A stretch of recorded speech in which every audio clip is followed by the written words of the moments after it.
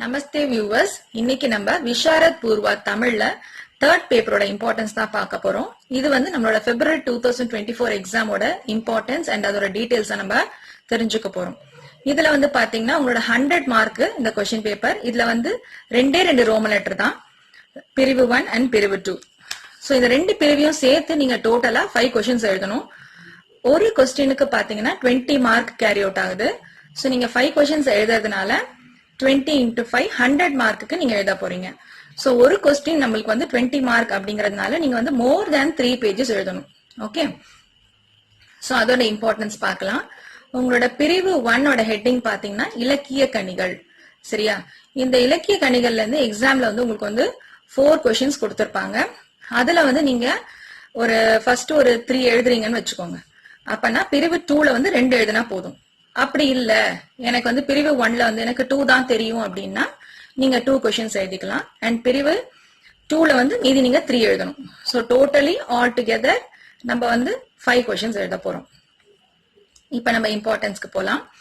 இலக்கிய கனிகள் அப்படின்னு போகும்போது ஃபர்ஸ்ட் நம்மளுக்கு வந்து திருமந்திரம் அப்படிங்கிற லெசன் வந்து ரொம்ப இம்பார்ட்டன்ட்ல இருக்கு. சோ திருமந்திரம்னா என்னது? திருமூலரால் எழுதப்பட்ட தமிழ் சைவ சமய படைப்பு தான் அந்த புக்கு. இதுல வந்து நம்மளோட வாழ்க்கைக்கு தேவையான நல்ல நல்ல விஷயங்களை கற்றுத்தரக்கூடிய புக் அது. சோ அதுல இருக்கிற நெறிகளை நம்ம பின்பற்றினா நம்ம வாழ்க்கை வந்து சிறப்பா இருக்கும். இந்த மாதிரி பல கருத்துக்கள் தான் நம்மளுக்கு திருமூலர் அதுல நம்மளுக்கு குறிப்பிட்டிருக்கிறாரு. சோ அதை வச்சு நம்ம அந்த லெசனை எழுதலாம். சோ எந்த டாபிக்கா இருந்தாலும் நம்ம வந்து ஃபர்ஸ்ட் நம்ம முன்னுரை அப்படிங்கறத போட்டுக்கணும். அதுக்கப்புறம் ஒரு 5 or 6 சைட் ரீடிங்ஸ் நம்ம போட்டுக்கிறோம்.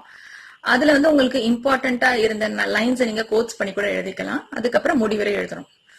சோ நெக்ஸ்ட் இம்பார்ட்டன்ட் பாத்தீங்கன்னா திலகவதியார். சோ திலகவதியார் யாரு அப்படிங்கிற டவுட் உங்களுக்கு இருக்கும். திலகவதியார் யாருன்னா திருநாவுக்கரசருடைய தங்கை தான் நம்மளோட திலகவதியார். அந்த திலகவதியார் வந்து ரொம்ப சிறப்பு வாய்ந்தவங்க. அவங்களுக்குன்னு தனியா புக்கெல்லாம் எதுவும் கிடையாது. சோ திருநாவுக்கரசருடைய புக்ல தான் இவங்களுடைய சில குறிப்புகள் நம்மளுக்கு கிடைச்சிருக்குன்னு சொல்றாங்க. சோ திருநாவுக்கரசரை வந்து செயல் வீரராக மாற்றியது நம்மளோட திலகவதியார் அம்மையார் தான். இந்த மாதிரி பல சிறப்பான தகவல்கள் வந்து அந்த திலகவதியார் அப்படின்ற லெசன்ல இருக்கு. அதுலயும் நீங்க அந்த ஹெட்டிங்ஸ் எல்லாம் போட்டு நீங்க எழுதிக்கலாம். நம்மளோட தேர்ட் இம்பார்ட்டன்ட் பாத்தீங்கன்னா மதுரை மாநகர். சோ மதுரை மாநகர் அப்படின்னு இருக்கும் போது அந்த மதுரையோடைய பெருமையை தான் நம்ம சிறப்பா இதுல எழுதியாகணும்.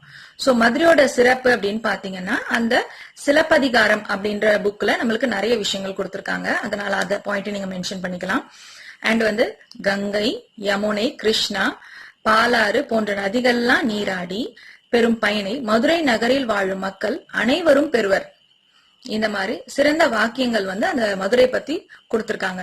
இப்போ ஓனாவே எனக்கு மதுரை பத்தி தெரியும் நிறைய டீடைல்ஸ் அப்படின்னா அதெல்லாமே நீங்க கலந்து அதுல எழுதிக்கலாம். ஆனா சொன்ன மாதிரி அந்த சைட் ஹெட்டிங்ஸ் எல்லாம் போட்டு எழுதினாலே ரொம்ப நல்லா வரும் அந்த எஸ்ஸே.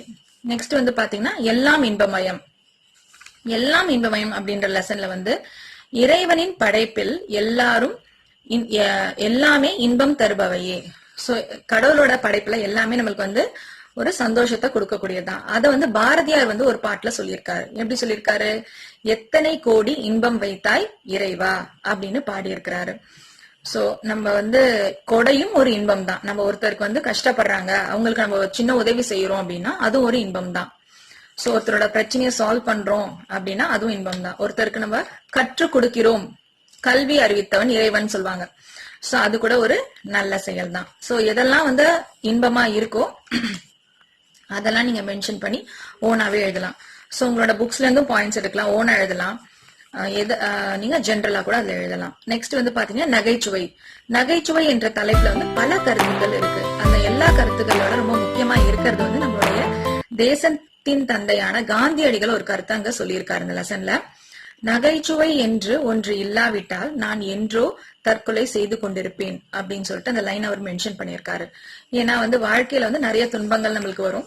சோ அதுல நம்மள மாத்தி அடுத்த வேலைக்கு நம்ம போக வைக்கிறது நகைச்சுவை உணர்வு மட்டும்தான் அப்படின்ட்டு சொல்லுவாங்க. சோ அந்த மாதிரி பல நல்ல கருத்துக்கள் அதை நீங்க எழுதலாம். அடுத்தது பாத்தீங்கன்னா விஜயன். விஜயன்ல வந்து பாத்தீங்கன்னா பாண்டவர்களுள் ஒருவர் தான் நம்மளோட அர்ஜுனன். அந்த அர்ஜுனனோட இன்னொரு பேர் தான் விஜயன். அவர் பிறந்த போது இந்த உலகமே ரொம்ப மகிழ்ந்துதான். முனிவர்கள் வந்து மங்கள மறையினை பாடினார்கள். அவருக்கு வந்து பல பெயர்கள் இருக்கு. என்னென்னா பார்த்தனன், தனஞ்சயன், அர்ஜுனன், இந்த மாதிரி பல சிறப்பு பெயர்களும் அவருக்கு உண்டு. அந்த லெசன்ல வந்து அவருடைய பிறப்பு, பெருமைகள், வீரம், செயல்திறன், விசயனின் திருமணம், நல்லறிவு, இந்த மாதிரி பல கருத்துக்கள் அதுல மென்ஷன் பண்ணியிருக்காங்க. நான் இப்ப சொன்ன கொஸ்டின்ஸ் எல்லாமே பிரிவு 1ல வருது. சோ ஒன் மோர் டைம் நான் அதோட இம்பார்ட்டன்ஸ் உங்களுக்கு சொல்றேன். திருமந்திரம், திலகவதியார், மதுரை மாநகர், எல்லாம் இன்பமயம், நகைச்சுவை, விசயன். சோ இதை நோட் பண்ணிக்கோங்க. அண்ட் நெக்ஸ்ட் வந்து பாத்தீங்கன்னா மலர் செண்டு அப்படிங்கறதா நம்மளோட செகண்ட் ரோமன் லெட்டரோட ஹெட்டிங். அதுல ஃபர்ஸ்ட் எடுத்தோடனே உங்களுக்கு வந்து இடம் சுட்டி பொருள் விளக்குகள் வந்திருக்கும். அந்த இடம் சுட்டி பொருள் விளக்குகள் வந்து 5 கொஸ்டின்ஸ் கொடுத்திருப்பாங்க. நீங்க அதுல வந்து எனி 4 எழுதிக்கலாம். இல்ல எனக்கு இடம் சுட்டி பொருள் விளக்கு கஷ்டமா இருக்குன்னு நினைக்கிறவங்க பேலன்ஸ் வந்து ஒரு 3 கொஸ்டின்ஸ் இருக்கும். சோ அதோட இம்பார்ட்டன்ஸ் தான் நான் உங்களுக்கு சொல்ல போறேன். அதுல வந்து ஃபர்ஸ்ட் பாத்தீங்கன்னா கண்ண பெருமானே அப்படின்னு சொல்லிட்டு ஒரு பாடல் இருக்கு.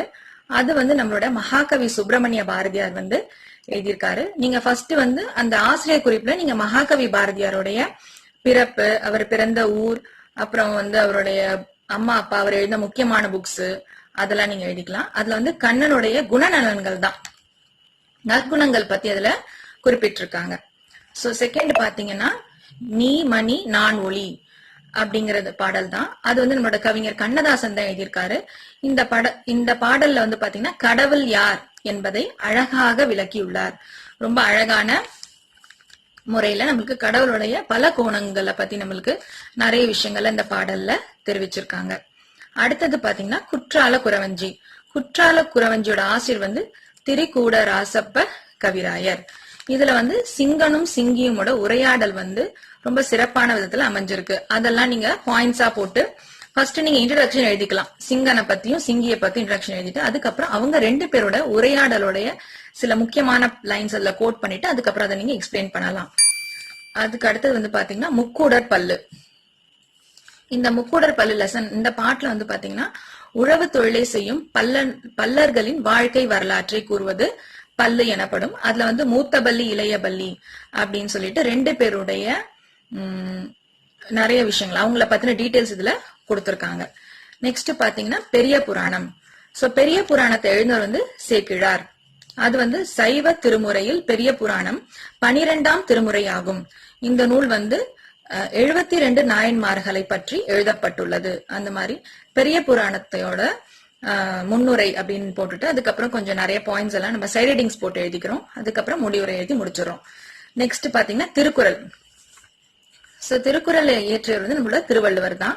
இது வந்து பாத்தீங்கன்னா ஏறத்தாழ 2000 ஆண்டுகளுக்கு முன்பு மயிலாப்பூர்ல அவர் பிறந்தாரு. இவரை பத்தி நிறைய விஷயங்கள் இருக்கு. பிளஸ் நம்ம திருக்குறளோட இன்ட்ரோடக்ஷன் கூட நீங்க எழுதலாம். திருக்குறள் வந்து உலக பொதுமறை நூல். அது வந்து 3 பால்ல பிரிச்சிருக்காங்க, 3ஆ பிரிச்சிருக்காங்க. அறம்பால், பொருட்பால், இன்பத்துப்பால் சொல்லிட்டு அந்த மாதிரி எழுதிட்டு அதுக்கப்புறம் அதுல வந்து சொல் வன்மை தான் நம்மளோட டாபிக். அதை வச்சு நீங்க 10 பாயிண்ட்ஸ் அந்த திருக்குறளோட விளக்கத்தை நம்ம அதுல எழுதணும். அவ்வளவுதான் வியூவர்ஸ். Okay, thank you.